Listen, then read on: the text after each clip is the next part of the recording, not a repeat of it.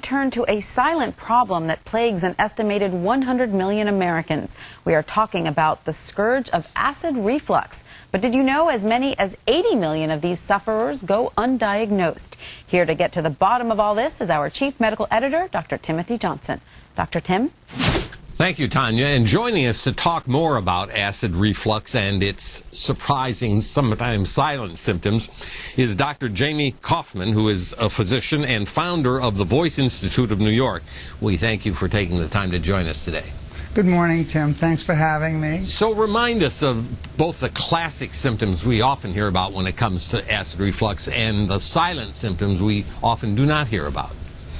The term silent reflux is relatively new, and it's just now sort of striking the public's awareness.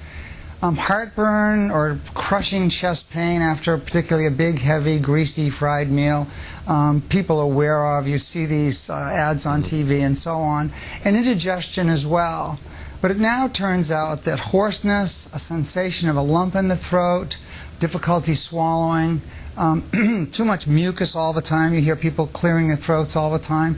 And finally, cough. Cough is actually a big symptom of reflux disease, and particularly people who wake up in the middle of the night or seem to be throat clearing, coughing, both, all of the time. These are very, very, very prominent symptoms for refluxers. And since they're so common, how does the average person or even the average doctor know that they're caused by reflux or something else?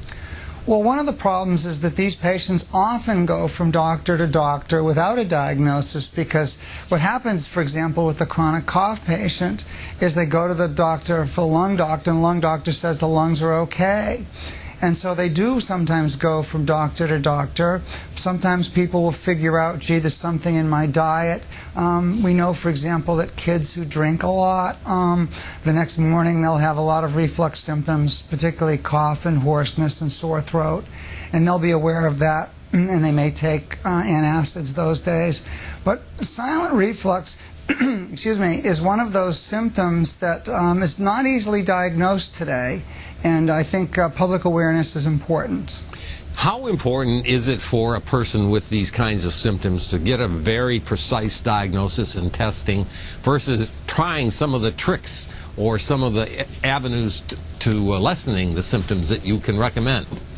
It's a difficult question to answer. Right now, the fastest growing cancer in the United States is esophageal cancer. It's related to reflux disease. There's a precursor called Barrett's. We're seeing it in 7 to 10% of our patients that have hoarseness and cough and throat clearing, which is really the same as people who have indigestion and heartburn. So the real question is, how do we know who needs to be evaluated? I would say anyone who has persistent symptoms for more than 6 weeks, or symptoms after an upper respiratory infection of more than, say, 8 weeks, really should be seen by a doctor and have an examination. And examination of the esophagus is one thing, but also examination of the throat, and look for the symptoms and findings of reflux laryngitis as well as reflux esophagitis. Now, I know you're big on dietary change as an approach to treating this condition, so with the couple of minutes we have left, talk a little bit about diet. Well, we know that reflux is a little bit complicated, that there actually is an enzyme called pepsin that gets stuck on your tissue when you reflux. And people are always talking about acid, acid, acid. And the reason why there's confusion is pepsin requires acid activation. So what we found over the past few years is when you have reflux and pepsin in the tissue, the dietary acid is equally harmful as continued reflux from below. So what we're saying essentially is things like carbonated beverages, soda pop, even citrus are problematic. And finally, there's this big question about prepared food.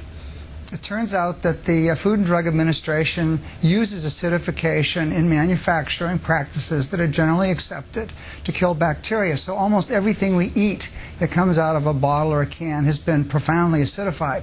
As a matter of fact, even baby food today. So you would say to people who are having these kinds of symptoms that you've described that it's certainly worth trying to change your diet as a first step?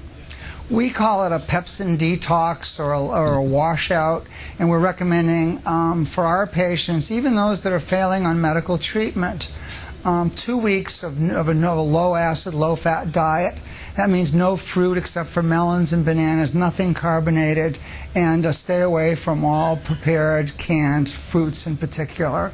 Applesauce, for example, is acidified to the same level as stomach acid. Very interesting idea, and something that I'm sure a lot of our listeners are going to pay attention to. So we do thank you again for taking the time to join us this morning. Thank you.